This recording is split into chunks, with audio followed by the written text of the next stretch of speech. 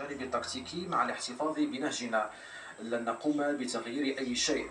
أشعر أن اللاعبين في قمة التركيز مقارنة بالمباريات الماضية. شهيتهم تزال مفتوحة ولا يريدون التوقف هنا.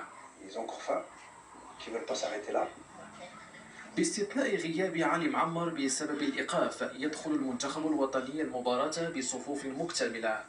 رفاق الزابيري أثبتوا أن كلمة مستحيل لا توجد في قاموسهم بعدما أطاحوا بمنتخبات كبيرة في انتظار إضافة فرنسا إلى قائمة الضحايا.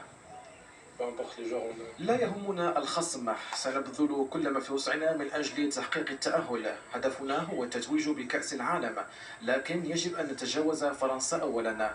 ستكون مباراة قوية ونحن جاهزون لها. نعرف المنتخب الفرنسي جيدا، سبق أن واجهناه في مباراة ودية. يتوفر على فرضيات مميزة، وهو ما يؤكد أن المباراة لن تكون سهلة، لكن يجب أن نركز على أنفسنا.